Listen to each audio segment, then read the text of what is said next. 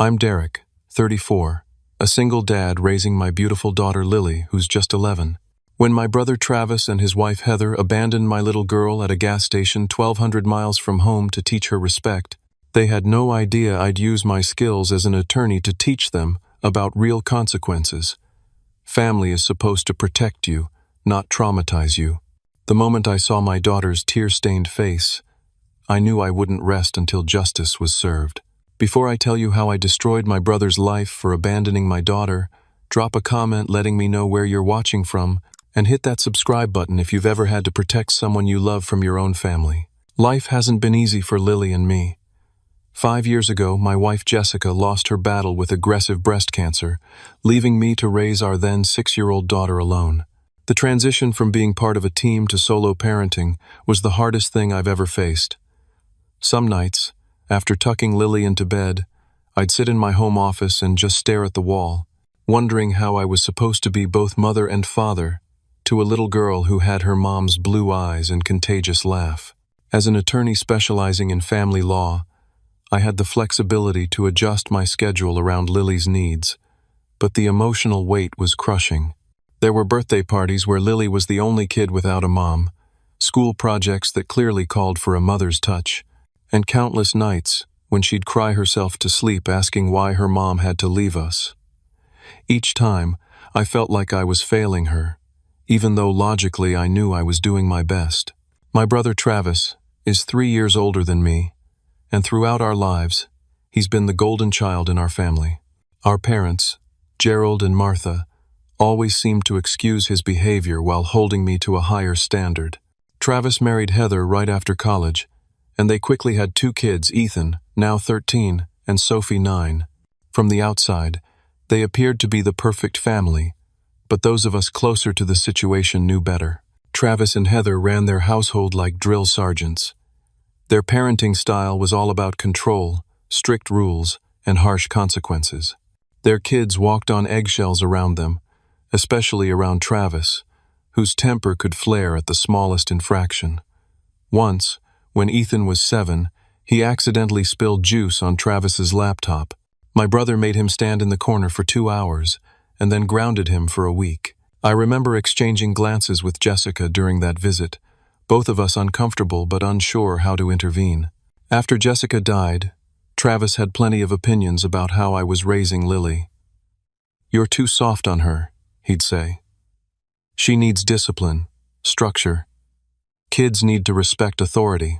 These comments usually came during family dinners at our parents' house, with Mom and Dad nodding along as if Travis, who'd never experienced a day of single parenting, was dispensing wisdom from on high. What Travis failed to understand was that Lily and I had our own rhythm. Sure, there were boundaries and expectations in our home, but there was also space for grief, for questions, for figuring things out together.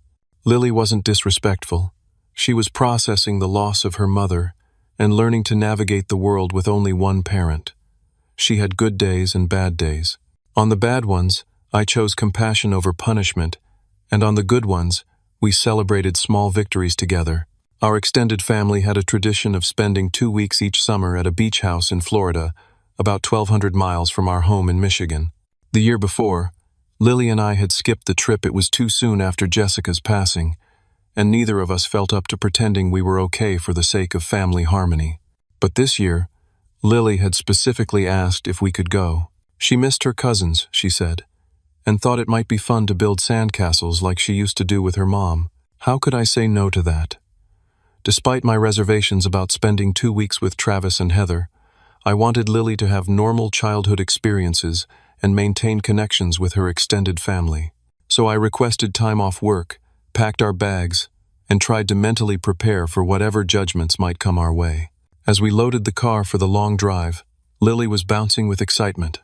She'd packed her favorite swimsuit, a collection of seashells from previous trips, and a journal her therapist had suggested she use to record her feelings. Looking at her bright smile, I felt a flicker of hope. Maybe this trip would be good for us. Maybe Travis and Heather would keep their opinions to themselves for once. Maybe my parents would see how well Lily was doing despite the challenges we'd faced. What I didn't fully appreciate at the time was the depth of Travis's control issues. Throughout our lives, He'd always needed to be the one in charge, the one making decisions, the one everyone deferred to. Our parents had enabled this behavior, always stepping back when Travis stepped forward. I'd learned to pick my battles with him, but I'd never imagined he'd extend his need for control to my daughter in such a devastating way. I should have known better. There had been warning signs over the years, moments when Travis's anger seemed disproportionate to the situation, times when even Heather seemed afraid of his reactions. But we all made excuses for him. "That's just Travis," our parents would say. "He's passionate," or my personal favorite, "He means well." As Lily and I hit the road, singing along to her playlist and stopping for ice cream along the way, I had no idea that this trip would permanently alter our family dynamics. I couldn't have imagined that my brother, a man who'd held baby Lily in the hospital the day she was born and promised to always be there for her, would betray her trust in such a profound way, or that I would find myself building a legal case against my own flesh and blood. But that's exactly what happened, and looking back, I can see now that it was inevitable. The collision course was set long before we packed our bags for Florida. The drive to Florida took us 2 days, with an overnight stop in Atlanta. Lily was a trooper throughout the journey, entertaining herself with books and games, only occasionally asking, "How much longer?" By the time we pulled up to the beach house, a sprawling 3-story rental with a deck overlooking the Gulf of Mexico, she was practically vibrating with excitement. "Dad, look, the ocean," she squealed, her face pressed against the car window. For a moment, I saw the world through her eyes, the endless blue horizon, the promise of adventure, the temporary escape from our everyday reality. It reminded me why I'd agreed to this trip in the first place. Travis and his family had arrived the day before, along with our parents. They came out to greet us as we parked, a picture-perfect, welcoming committee. My father helped with the bags, while my mother hugged Lily tightly, commenting on how much she'd grown. Ethan and Sophie, initially standoffish, eventually warmed up enough to show Lily the hermit crab they'd found on the beach that morning. The first few days were surprisingly pleasant. We settled into a routine of beach time in the morning, lunch back at the house, and various activities in the afternoon: mini-golf, a local aquarium, shopping at the tourist traps that lined the main strip. Lily soaked up every experience, collecting seashells and taking pictures to show her friends back home. But by day 4, the cracks began to show. It started at breakfast when Lily, exhausted from staying up late talking with her cousins, didn't want to wake up at 7 for a deep-sea fishing excursion Travis had planned.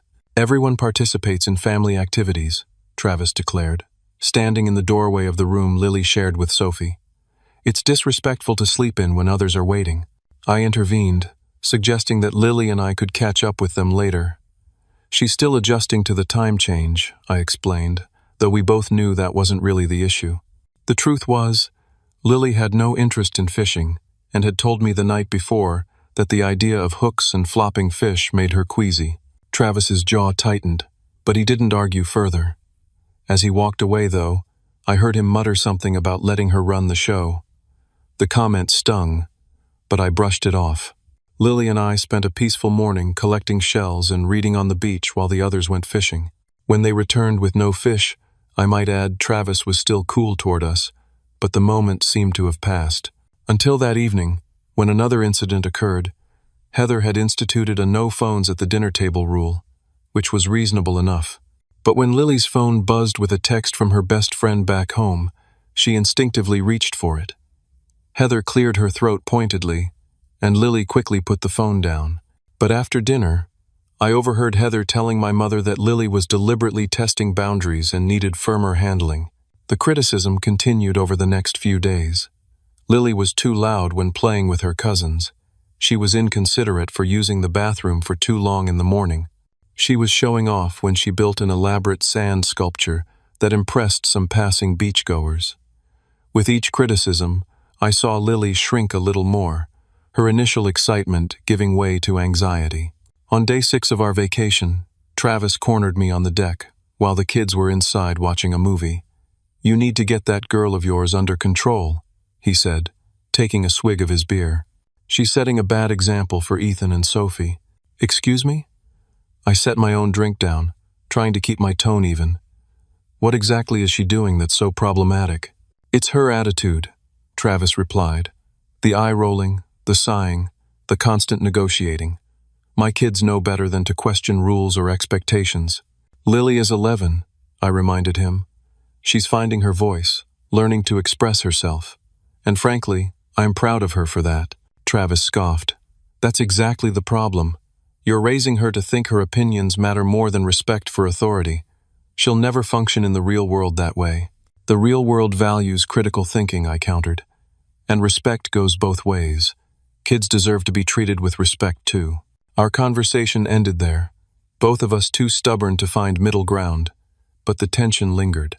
I noticed Ethan had started mimicking his father's disapproving looks whenever Lily spoke up during family discussions.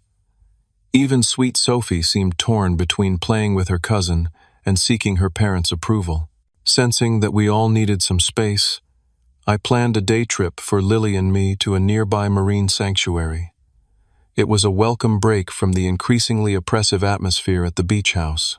Lily visibly relaxed as soon as we were alone, chattering excitedly about the dolphins and sea turtles we saw.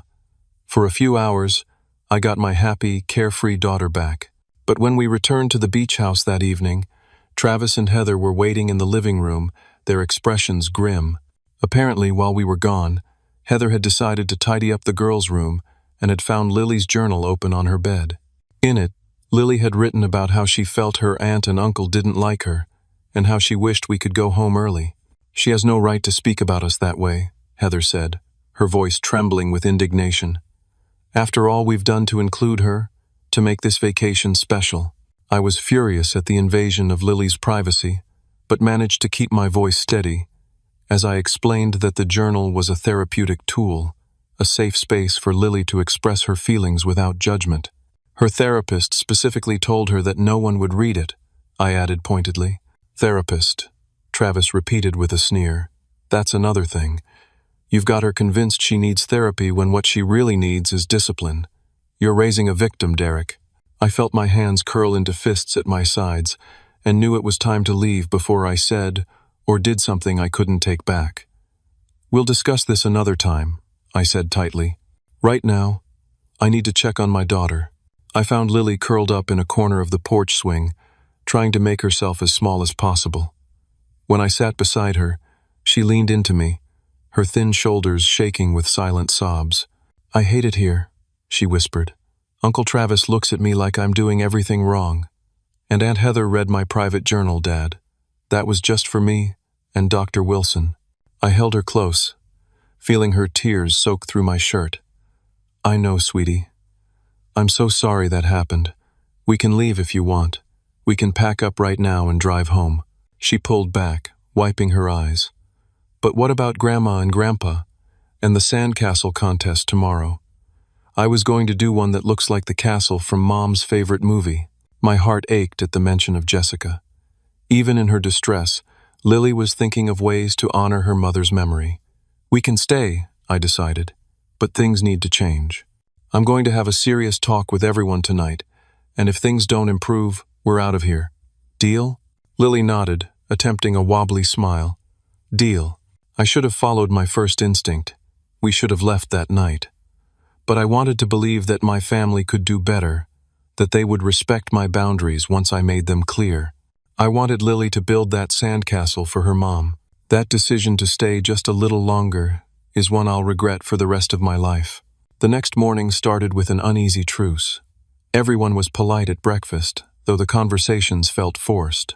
Lily kept her head down, focusing on her cereal, while Travis and Heather maintained a pointed silence toward us. My parents, as usual, pretended nothing was wrong, chattering about their plans to visit a local art gallery. Around 10, my phone rang. It was Barbara, my legal assistant, calling about an emergency with one of my cases. A judge had made an unexpected ruling that required immediate attention. I stepped out onto the deck to take the call, mouthing to Lily that I'd be back soon. The call was complicated, requiring me to review documents Barbara emailed and draft a response. What I thought would take 20 minutes stretched into an hour. When I finally wrapped up, I headed back inside, expecting to find Lily reading or playing with her cousins. Instead, the house felt oddly quiet. Sophie was watching TV alone. "Where's Lily?" I asked her. Sophie shrugged without looking away from the screen. "I don't know. She was being rude, and Dad got mad." A flicker of alarm ran through me. "What do you mean, rude? And where did they go?" "Lily said she didn't want to help clean up the kitchen because it wasn't her mess," Sophie replied, her eyes still glued to the cartoon. "Dad said she needed to learn about responsibilities and respect." I quickly checked all the rooms in the house, calling Lily's name with increasing urgency. When I couldn't find her, I went back to the living room where my mother had just returned from the gallery. "Mom, where's Lily?" I demanded. She looked confused. "Isn't she with Travis? I thought I heard him say he was taking her for a drive to have a talk about her behavior." My stomach dropped. When was this?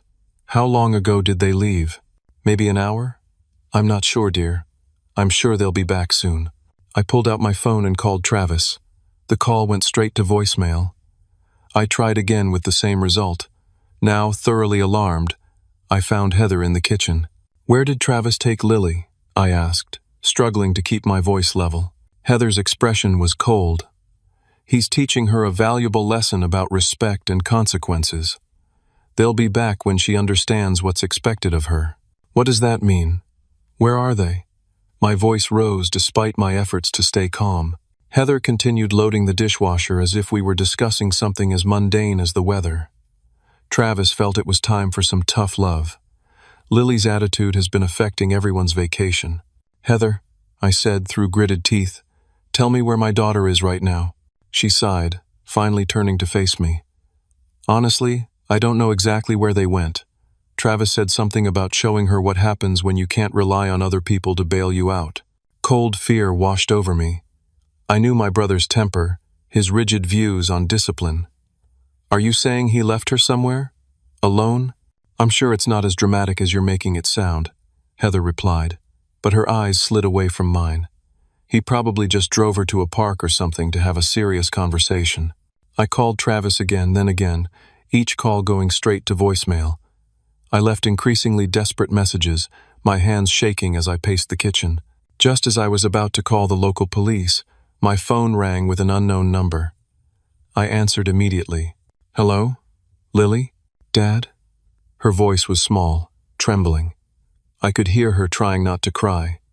"Dad, can you come get me, please? Lily, where are you? Are you okay? Is Uncle Travis with you?" "No," she sobbed, the dam breaking. "He left me here. He said I had to learn about consequences. Dad, I'm scared. There are weird people here." "Where is here, sweetheart? Tell me exactly where you are." I was already grabbing my car keys, heading for the door. "It's a gas station. Speedy Phil, I think?" "The man at the counter, Aaron. He let me use the phone. Uncle Travis gave me $20 and said if I was so grown up and disrespectful, I could figure out my own way back." Her voice cracked on the last words. "Put Aaron on the phone, Lily. Right now." There was a rustling sound, and then a man's voice came on the line. "Hello? This is Derek Wilson, Lily's father. Can you tell me exactly where you're located?" Aaron gave me the address, a gas station off Highway 98, nearly 50 miles from our beach house. He assured me that Lily was safe, that he'd keep an eye on her until I arrived, and that he'd already called the local police about the situation. The drive to get to Lily was a blur of rage and terror.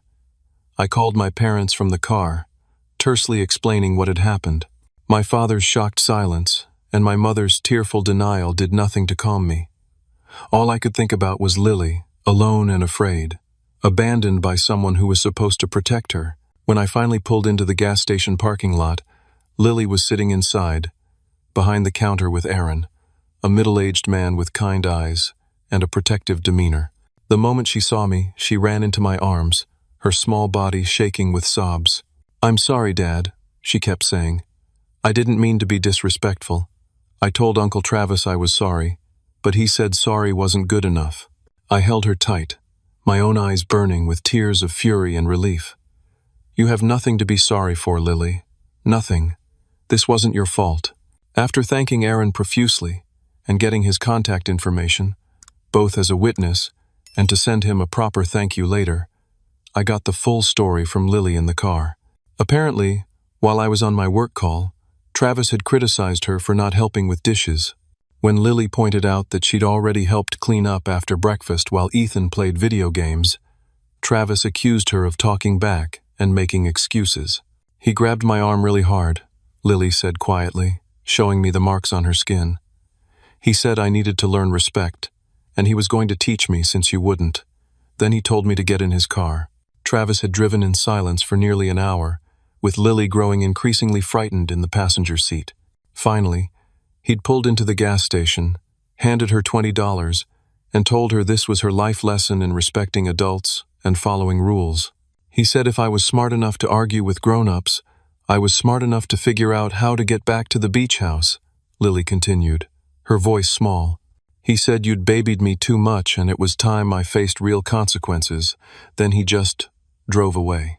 The thought of my little girl watching her uncle's car disappear, standing alone in a strange place surrounded by strangers, made me physically ill.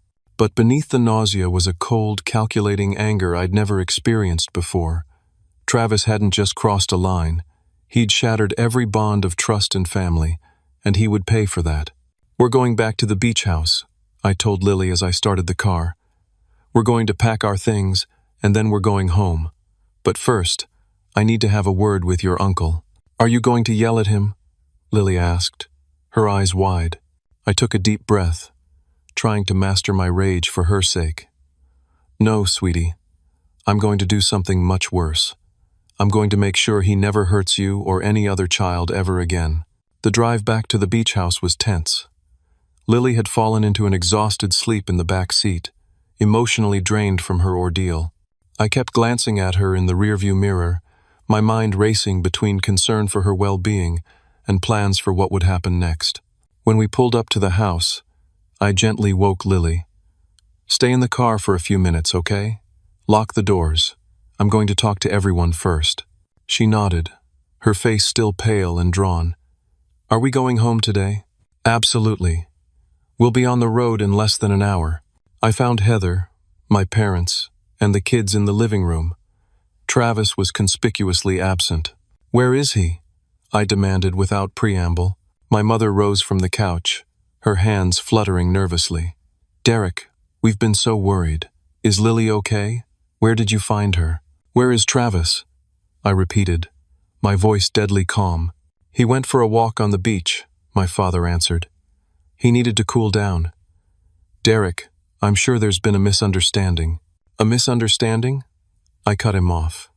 He abandoned my 11-year-old daughter at a gas station, 50 miles from here, with $20, and told her to find her own way back. What part of that could possibly be misunderstood? Heather stood up, her face flushed. Lily has been disrespectful this entire trip. Travis was just trying to teach her. If you finish that sentence with a lesson, I swear to God, Heather, you will regret it, I interrupted, my control slipping. He endangered a child, my child. That's not discipline, it's abuse. And you knew about it. You sat here and defended it while my daughter was terrified and alone. Now, son, my father began in his placating tone, let's all calm down and talk this through like adults. I am an adult, I replied. And as an adult, I'm telling you that what Travis did was criminal. It wasn't strict parenting or tough love or whatever euphemism you want to use. It was child endangerment, pure and simple. At that moment, the sliding door opened, and Travis walked in from the beach. When he saw me, he had the audacity to look annoyed rather than ashamed. So you found her, he said with a shrug. Good. Maybe now she'll think twice before. I didn't let him finish. In 2 strides, I was across the room, my face inches from his. You left my daughter, your niece, alone at a gas station with strangers. She could have been kidnapped, hurt, or worse. What the hell were you thinking? Travis didn't back down. I was thinking it's time someone taught her about real consequences. You've been letting her run wild since Jessica died, and someone needed to step in. The mention of my late wife's name from his lips was the final straw. I felt a red haze descend over my vision, my hands curling into fists at my sides. Only the thought of Lily waiting in the car kept me from physically attacking him. You don't ever speak her name again, I said, my voice shaking with suppressed rage. and you stay away from my daughter. Forever.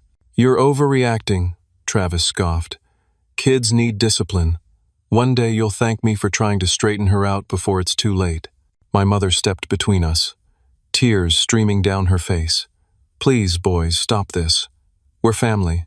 We can work through anything as a family. Not this, I said, stepping back. Family doesn't endanger children. Family doesn't abandon an 11-year-old girl in a strange place to teach her a lesson. And family doesn't defend that kind of behavior. I turned to look at each of them in turn. I'm taking Lily home. Don't call us. Don't contact us. And Travis, Heather, expect to hear from the police and my lawyer. You wouldn't, Heather gasped. You can't possibly think we'd hurt Lily. This was just child endangerment? I finished for her. Abandonment. Possibly assault, given the bruises on her arm. And yes, I absolutely would. In fact, I already have. Aaron at the gas station called the local police before I even arrived. My father's face had gone pale. Derek, think about what you're doing. This could destroy your brother's career, his reputation. He should have thought about that before he abandoned my child, I replied coldly. Now, we're leaving. Lily and I will be back at our hotel in town tonight, and we'll be driving home tomorrow. I suggest you all take this time to reflect on your roles in what happened today, because there will be consequences. I walked out without waiting for a response. The weight of what had just happened, and what was still to come heavy on my shoulders. In the car, Lily had her knees pulled up to her chest, making herself small. Are we going now? She asked in a whisper. Yes, sweetheart. We're going to a hotel for tonight, and then home tomorrow. You never have to see Uncle Travis again if you don't want to. As we drove away from the beach house, my phone began buzzing with messages and calls from my family. I ignored them all, focusing instead on getting Lily somewhere safe and quiet. That night, in our hotel room, Lily had nightmares. She woke up crying, convinced she was alone at the gas station again. I held her until she fell back asleep, my resolve hardening with each tear she shed. By morning, I had a clear plan of action. The drive home the next day was subdued. Lily slept for much of it, exhausted from her interrupted night. When she was awake, we talked about normal things, her friends back home, a book she was reading, what movie we might watch over the weekend. I wanted to create a sense of safety and normalcy for her, even as my own mind was occupied with the legal steps I would take against my brother. My phone continued to light up with messages. My parents were pleading for peace, for family unity. Travis had sent a single text. You're making a mistake. I was helping her. Heather had written a long message about how hurt she was that I would threaten legal action against family who only wanted what was best for Lily. I ignored them all. Back home, I made 2 immediate appointments, one with Lily's therapist, Dr. Samantha Wilson, and another with my colleague Jordan Bennett, a criminal attorney who specialized in cases involving children. Dr. Wilson saw us the morning after our return. As Lily described what had happened, the therapist's normally composed expression gave way to shock and concern. After speaking with Lily alone, she called me in for a private conversation. This is serious trauma, Derek, she said gravely. Abandonment by a trusted family member can have lasting psychological effects. Lily is already showing signs of anxiety and fear of being left alone. I'd like to see her twice weekly for a while, and I'm also going to recommend a trauma specialist who works specifically with children. Whatever she needs, I agreed immediately. Dr. Wilson hesitated, then added, I'm also legally obligated to report this incident to Child Protective Services. What your brother did constitutes abuse under state law. I understand. I nodded. In fact, I've already begun the process of filing charges against him.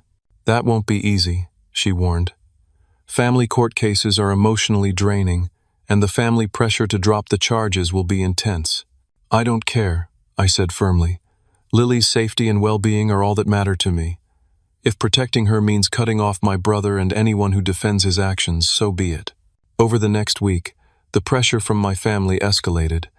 My parents showed up at our house unannounced, begging me to reconsider, to find another way to resolve the conflict. For the family's sake, they kept saying, as if family meant more than my daughter's safety. When reasoning didn't work, they tried guilt. "This will destroy your brother," my mother wept. "His career, his marriage, everything he's worked for. He should have thought of that before he abandoned an 11-year-old girl at a gas station," I replied, unmoved. Even extended family got involved. Cousins and aunts and uncles calling to tell me I was overreacting, that Travis had made a mistake but meant well, that family disputes should be handled privately. Through it all, I stood firm. This wasn't a dispute over borrowed money or hurt feelings at Thanksgiving dinner. This was my child's safety and well-being. And I would not compromise on that, not for anyone. The morning after our return, I met with Jordan Bennett in his office downtown. Jordan and I had worked together on several cases involving child custody disputes, and I trusted his judgment implicitly. More importantly, he wasn't afraid to take on difficult cases, even when they involved family members turning against each other. "This won't be easy," Jordan warned after I'd laid out the whole story. "Family courts generally try to preserve relationships when possible.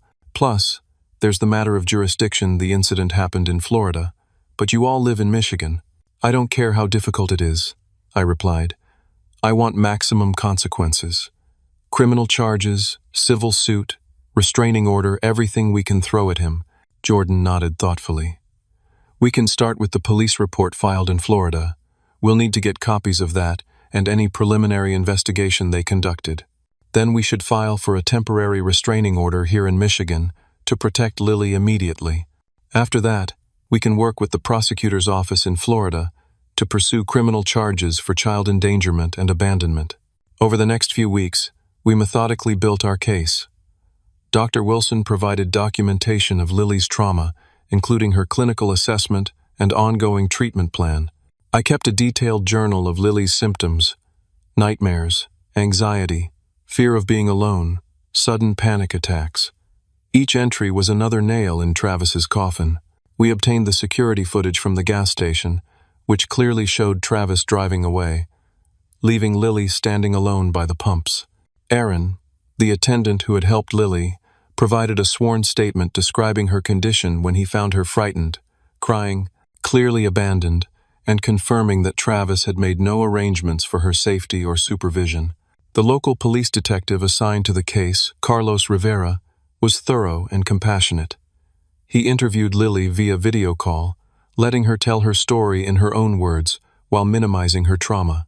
His report was damning, recommending charges of child endangerment, abandonment, and reckless conduct. Child Protective Services opened their own investigation, interviewing Lily and me separately. The caseworker, a no-nonsense woman named Eleanor, was particularly concerned about the bruising on Lily's arm where Travis had grabbed her. "Physical marks elevate this case considerably," she told me. An unexpected ally emerged in Benjamin Parker, Travis and Heather's next-door neighbor. Somehow, he'd heard about what happened in Florida and reached out to me through a mutual acquaintance. "I've been concerned about Travis's temper for years," he confided during our meeting. "I've heard him screaming at his kids through the walls, seen him grab Ethan by the arm just like he did to Lily.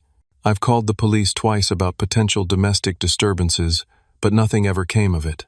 Benjamin agreed to provide a statement about what he'd witnessed, adding another layer to our case against Travis. Meanwhile, Travis and Heather had hired Robert Fletcher, an expensive attorney known for defending high-profile clients. Robert reached out to Jordan, suggesting we meet to discuss a resolution that would benefit all parties. Jordan, with my approval, declined the offer. There would be no private settlement, no sweeping this under the rug. My parents continued their campaign to get me to drop the case. "This is tearing the family apart," my father argued during one of his unannounced visits. "Thanksgiving will be in separate houses. Christmas will be ruined. Is that what you want?" "What I want," I replied evenly, "is for my daughter to feel safe. What I want is for there to be consequences when an adult abuses a child. What I want is justice." My mother tried a different approach. "Think about Ethan and Sophie," she pleaded. "They're just children. If Travis loses his job, if there's a criminal record, how will that affect them?" "I am thinking about Ethan and Sophie," I countered. "Travis's behavior isn't just harmful to Lily. What do you think he's doing to his own kids behind closed doors?" Maybe this case will force him to get the help he clearly needs. The first court appearance for the temporary restraining order was tense. Travis and Heather sat on one side of the courtroom, flanked by my parents and Robert Fletcher. On our side were Jordan, me, and surprisingly, my Aunt Patricia, my mother's sister who had driven 3 hours to show her support for us. "I believe you're doing the right thing," Aunt Patricia had told me that morning. "Someone needs to stand up for that little girl." Judge Catherine Bailey reviewed our petition carefully, examining the evidence we'd presented: the police report, the medical documentation, the witness statements. Travis's attorney argued that the incident was an isolated lapse in judgment during a stressful family vacation, that Travis had an exemplary record as an educator and community member, and that the harm to Lily had been greatly exaggerated. Judge Bailey was unimpressed by these arguments. "Mr. Hundadaking Mast Taylor," she addressed Travis directly, "you abandoned a child in your care at a gas station 50 miles from her temporary residence, with minimal resources and no supervision. This court takes such actions extremely seriously. The temporary restraining order is granted. You are to have no contact with Lily Wilson, either directly or through third parties, and must remain at least 500 feet from her at all times." It was a small victory, but an important one. As we left the courthouse, Travis shouted across the parking lot, "This isn't over, Derek. You're destroying this family over nothing." I didn't respond. There was nothing to say to a man who still couldn't grasp the severity of what he'd done. As the case progressed, more damaging information came to light. An anonymous tip led us to discover that Travis had a history of road rage incidents, including one that had resulted in a suspended license several years earlier. This pattern of impulsive anger supported our contention that the abandonment wasn't an isolated incident, but part of a concerning behavioral pattern. Even more troubling were the revelations that came from the mandated interviews with Ethan and Sophie. While Child Protective Services couldn't share the specific contents of those interviews with me, Jordan's contacts in the department confirmed that both children had disclosed concerning information about their father's temper and disciplinary methods. This led to a separate CPS investigation into Travis and Heather's parenting, adding another layer of scrutiny to their household. While I took no pleasure in the thought of my niece and nephew being subjected to invasive questioning, I couldn't ignore the possibility that they too were suffering under Travis's rigid control and angry outbursts. The criminal case was building steadily, with the prosecutor in Florida confident they had enough evidence to secure a conviction on charges of child endangerment and abandonment. The civil case, seeking damages for Lily's emotional distress and ongoing therapy costs, was proceeding in parallel. Through it all, Lily continued to struggle. Some days were better than others. She had returned to school but was jumpy and anxious. Loud noises startled her. She panicked if I was more than a few minutes late picking her up from activities. At night, she often crawled into my bed, seeking reassurance that she wasn't alone. Each difficult moment strengthened my resolve. This wasn't just about punishing Travis anymore. It was about showing Lily that adults would protect her, that her feelings mattered, that when someone hurt her, there would be consequences. It was about teaching her that she deserved better than what Travis had done to her, and that I would move heaven and earth to keep her safe. As difficult as the legal battle was, I never once considered backing down. Some lines, once crossed, can never be uncrossed, and abandoning a child, my child, was one of them. 6 months after the incident, we finally had our day in court for the criminal case. The courthouse in Pensacola, Florida, was imposing, all marble columns and solemn formality. Jordan and I had flown down 2 days earlier to prepare with the local prosecutor, a sharp-witted woman named Veronica Diaz, who specialized in cases involving children. "We've got a strong case," Veronica assured us as we reviewed the evidence one last time. "The security footage alone is damning, but coupled with the testimony from the gas station attendant, the medical documentation of Lily's trauma, and the physical evidence of bruising, I'm confident we can secure a conviction." "Will Lily need to testify?" I asked, my stomach knotting at the thought of putting her through that ordeal. "We've arranged for her to testify via closed-circuit TV," Veronica explained. "She won't have to be in the courtroom with your brother, and we've prepared her thoroughly for what to expect." Lily had indeed been working with a court advocate for weeks, practicing her testimony and becoming familiar with the process. She was nervous, but determined. "I want to tell the truth, Dad," she'd said the night before we left. "I don't want Uncle Travis to do this to another kid." The trial itself was grueling. Travis's attorney, Robert Fletcher, tried to paint a picture of a concerned uncle attempting an unorthodox but well-intentioned disciplinary technique. He emphasized Travis's 20-year career in education, his volunteer work with youth organizations, his otherwise spotless record. "Mr. Taylor made a regrettable error in judgment," Fletcher argued smoothly, "but his intent was educational, not harmful. He believed he was teaching his niece a valuable life lesson about respect and consequences in a controlled environment." Veronica dismantled this defense methodically. "A gas station 50 miles from home is not a controlled environment for an 11-year-old child," she countered. "And abandonment is not an educational technique, it's a crime." Mr. Taylor didn't just leave his niece to think about her behavior for a few minutes. He drove away, leaving her alone among strangers, with no means of communication and inadequate resources to ensure her safety. When it was time for Lily to testify, the courtroom was cleared of spectators except for immediate family and legal representatives. On a large screen, we could see her sitting in a separate room with a court advocate beside her. Despite her nervousness, she spoke clearly, describing what had happened that day in simple, honest terms. "Uncle Travis was really angry because I said I had already helped with breakfast dishes when he told me to do the lunch dishes," she explained. "He grabbed my arm really hard, it left bruises, and said I needed to learn respect. Then he made me get in his car." She described the long, silent drive, her growing fear as they got farther from the beach house, and the moment when Travis pulled into the gas station. "He gave me $20 and said if I was smart enough to talk back to adults, I was smart enough to figure out how to get back on my own. Then he just drove away. I was really scared. I didn't know where I was or how to get back. I thought maybe he was just trying to scare me and would come back, but he didn't." The simplicity of her account was devastating. There was no embellishment, no dramatic flourishes, just the straightforward recollection of a child who had been betrayed by someone she should have been able to trust. When Travis took the stand in his own defense, his demeanor had changed from the defiant anger I'd seen at the beach house. Now he was contrite, humble, acknowledging that he'd made a serious mistake but insisting that he'd never intended to cause harm. "I thought I would drive around the block and come back for her," he claimed. "I just wanted to scare her a little, to make the lesson stick.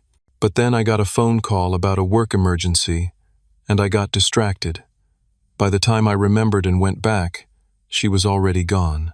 This new version of events collapsed under cross-examination. The security footage showed no attempt by Travis to return to the gas station. His phone records, subpoenaed for the trial, showed no incoming calls during the relevant time period. And Aaron, the gas station attendant, testified that he'd waited with Lily for over an hour before I arrived, during which time Travis never returned or called. "He told me she was his niece and that her dad would pick her up soon," Aaron recalled. "But something felt off about the whole situation. She was clearly terrified, and he just drove away without looking back. That's when I called the police." The jury deliberated for less than 3 hours before returning with a verdict: guilty on all counts. The judge, a stern woman named Catherine Bailey, coincidentally the same name as the judge who had granted our initial restraining order, though a different person, didn't hide her disgust when delivering the sentence. "Mr. Taylor, as an educator and a family member, you held positions of trust and responsibility toward this child," she stated. "Your betrayal of that trust is particularly egregious.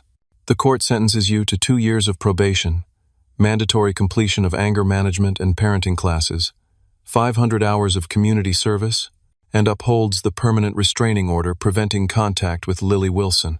Furthermore, this conviction will be reported to the State Board of Education for appropriate action regarding your teaching license." It was a significant victory, but only the beginning.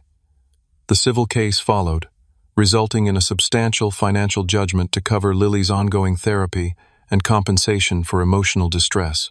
Travis and Heather were required to publicly acknowledge the harm caused and issue a formal apology, though the wording was so clearly crafted by their attorney that it carried little emotional weight. The ripple effects of the case extended far beyond the courtroom. Travis lost his job as an assistant principal when his conviction was reported to the Board of Education. His teaching license was suspended pending review, effectively ending his career in education. Heather, who worked as a pediatric nurse, was placed on probation by her employer, her access to young patients restricted. Child Protective Services completed their investigation of Travis and Heather's parenting, resulting in a safety plan that included parenting classes, regular home visits, and temporary placement of Ethan and Sophie with my parents, while Travis completed his court-mandated programs. The family fracture was complete and, from my perspective, irreparable. Holiday gatherings were now held separately, with my parents awkwardly dividing their time between us. Extended family members chose sides, some supporting my decision to press charges, others condemning me for destroying Travis's life over one mistake. My parents, after initially siding with Travis, eventually came to a grudging acceptance of the situation. My mother visited one evening, 6 months after the trial, her face drawn with exhaustion and sadness. "I still don't understand why it had to go this far," she said as we sat at my kitchen table, Lily safely asleep upstairs. "But I want you to know that I see now how serious it was, what Travis did. It wasn't just a bad decision, it was wrong, and Lily deserved better. It wasn't exactly the full-throated apology I might have wanted, but it was a start. I agreed to let her and my father have supervised visits with Lily, contingent on Lily's comfort and Dr. Wilson's approval. Travis made one last desperate attempt to turn the family against me. He showed up unannounced at my parents' house during a Sunday dinner I was attending with Lily, a clear violation of the restraining order. He burst in, wild-eyed and ranting about how I'd destroyed his life, his career, his reputation. Rather than engaging with his anger, I calmly gathered Lily and prepared to leave, simultaneously calling the police to report the violation. My father, in a moment that surprised me, stepped between Travis and us. "That's enough," he said firmly. "You need to leave, Travis. You're not supposed to be anywhere near Lily, and you know it. Your actions have consequences, and this is one of them." It was the first time I'd ever heard my father hold Travis accountable for anything, and though it came far too late to undo the damage, it meant something. Travis and Heather moved to Arizona shortly after that incident, ostensibly for a fresh start but more likely to escape the cloud of disgrace that now hung over them in our community. I heard through family channels that they were in marriage counseling, that Travis was working construction, and that Heather had found a job in a doctor's office rather than a hospital. I felt no satisfaction in their downfall, only a grim sense that justice had been served. My focus remained where it had always been, on Lily's healing and well-being. The case had changed me professionally as well. I found myself taking on more cases related to child protection, using my experience to help other families navigate the complex and often traumatic legal system. There was a new fire in my advocacy, a deeper understanding of what was at stake in every case involving a child's safety. As for my relationship with my brother, it was over in any meaningful sense. Some betrayals can't be forgiven, some lines can't be uncrossed. Travis had endangered the most precious person in my life, and no amount of time, therapy, or legal consequences could rebuild the trust he had shattered that day at the gas station. Family, I had learned, isn't just about blood. It's about trust, respect, and protection. And sometimes, protecting your real family means cutting off those who would harm them, no matter what name they share with you. 6 months after the trial concluded, Lily and I established a new normal. The acute phase of her trauma had eased, though there were still difficult days. Dr. Wilson had reduced our sessions to once weekly, noting significant progress in Lily's ability to process what had happened. "She's remarkably resilient," Dr. Wilson told me during one of our parent consultations. "The fact that you believed her immediately, took decisive action to protect her, and never wavered in your support has made all the difference." Lily no longer panicked when I was a few minutes late picking her up from school. She'd started sleeping in her own room again, though occasionally she'd still appear at my bedside after a nightmare. She'd resumed her after-school activities, dance class, art club, swimming lessons, gradually rebuilding the normal childhood routine that had been disrupted by trauma. We'd created new traditions, just the two of us. Every Sunday morning we made pancakes together, experimenting with different additions: blueberries, chocolate chips, bananas, even bacon once, which was a spectacular failure that had us laughing until our sides hurt. Once a month, we had a adventure day where we'd drive to a nearby town or city and explore without any specific agenda. These small, consistent rituals helped restore Lily's sense of safety and stability. One of the most profound changes was in our extended definition of family. Aaron, the gas station attendant who had helped Lily during her ordeal, had become an unexpected friend. His wife Maria and their 3 children lived about an hour from us, and we'd visit every few months for barbecues or game nights. Their oldest daughter, Isabella, was close to Lily's age, and the two had formed a tight bond despite the distance. "It's weird how something so awful led to something so good," Lily remarked after one such visit. "If Uncle Travis hadn't left me at that gas station, we never would have met Aaron and his family." Her ability to find silver linings amazed me. While I would have given anything to spare her the trauma she'd experienced, I couldn't deny that some beautiful connections had emerged from the darkness. My relationship with Jordan, my colleague who had helped build the case against Travis, had also evolved beyond the professional. What started as coffee meetings to discuss strategy had gradually transformed into dinners, movies, and eventually something more serious. Jordan understood the protective fire that drove me like few others could, and Lily had taken to him immediately, appreciating his dry humor and the way he always treated her opinions with genuine respect. "He doesn't talk to me like I'm a little kid," she explained when I asked what she thought of him. "He talks to me like I'm a person." My parents were making halting efforts to rebuild their relationship with us. Our first few visits had been awkward and tense, with unspoken recriminations hanging in the air. But gradually, we found a new way to relate to each other. They were more careful with Lily now, more attentive to her boundaries and moods. My father, in particular, seemed determined to make amends, often engaging Lily in conversations about her interests in a way he never had before. "I think Grandpa's trying really hard," Lily observed after they'd spent an afternoon teaching her to fish at a local pond. "He apologized to me, you know, for not believing how scary it was when Uncle Travis left me. He said adults are supposed to protect kids, not scare them, and he was sorry he didn't understand that right away." That simple acknowledgement of her experience meant more to Lily and to me than any grand gesture could have. It was a step toward healing, though the road would be long and likely never complete. As for Travis and Heather, we had no direct contact. The restraining order remained in effect, and I had no desire to revisit that chapter of our lives.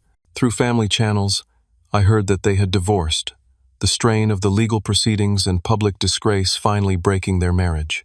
Travis had apparently made several attempts to contact my parents, seeking reconciliation, or at least understanding, but even they maintained a careful distance now. "He wants me to talk to you about forgiveness," my mother admitted during one of her visits. "He says he's changed, that therapy has helped him understand his anger issues." "That's good for him," I replied neutrally. "But forgiveness isn't the same as restoration of trust. Some boundaries need to remain permanent for Lily's safety and well-being." My mother nodded sadly, but didn't press the issue.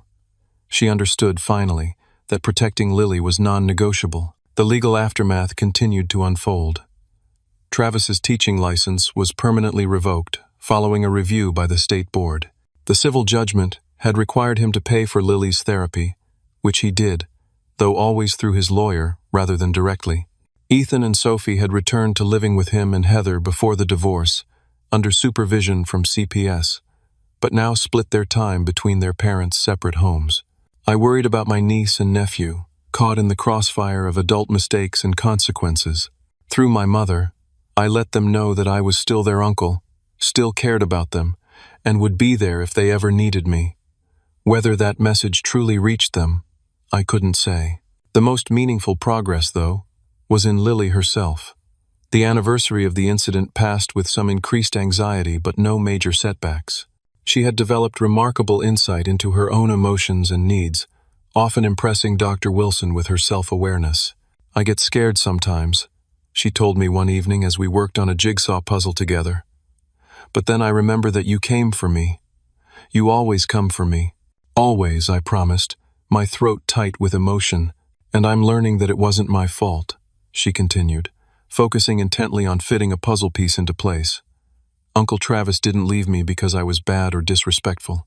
He left me because he has problems with anger and control. That's what Dr. Wilson says. She's right, I agreed. Nothing you did could ever justify what happened. Adults are responsible for their own actions, especially when it comes to keeping children safe. Lily nodded, then looked up with a wisdom beyond her years. I think maybe Uncle Travis never learned that. Maybe nobody ever stood up for him when he was a kid, so he didn't know how important it is. Her compassion stunned me. After everything she'd been through, she could still find empathy for the person who had hurt her. Not excusing his behavior, but understanding the complex human factors that might have contributed to it. That's possible, I acknowledged. But it still doesn't make what he did okay. No, she agreed. It doesn't. That's why consequences are important, right? So people learn and do better next time. In that moment, I realized that Lily had internalized the most important lesson from this ordeal. Not that the world was dangerous or that people couldn't be trusted, but that accountability matters. That standing up for yourself and others is necessary. That love sometimes means setting firm boundaries. As we approach the 1-year mark of what happened in Florida, I can see how far we've come. Lily is thriving in school, has solid friendships, and talks about the future with excitement rather than fear. I've found a better balance between work and home, prioritizing our time together even as my legal practice continues to grow. And we've created a chosen family around us, Jordan, Aaron, and Maria, supportive friends and neighbors who enrich our lives in countless ways. The journey hasn't been easy, and it isn't over. Healing isn't linear. It's a winding road with unexpected setbacks and surprising moments of grace. But we're traveling it together, Lily and I, one day at a time. If there's one thing I want Lily to carry forward from this experience, it's the knowledge that she deserves protection, respect, and love, no exceptions, no compromises. And if there's one thing I've learned as her father, it's that sometimes teaching someone a lesson means standing up to them, not backing down, especially when a child's well-being is at stake. Family is precious, yes, but a family that demands loyalty while enabling harm isn't truly family at all. Real family, whether bound by blood or by choice, protects its most vulnerable members at all costs. And that's a lesson worth teaching, no matter how difficult the class. What would you have done in my situation? Would you have pursued legal action against a family member who endangered your child, or would you have tried to handle it privately? Drop a comment below sharing your thoughts. And if this story resonated with you, please hit that like button and subscribe to hear more stories about standing up for what's right, even when it's difficult. Thank you for listening. And remember, the strongest people aren't those who never face challenges, but those who face them with courage and integrity.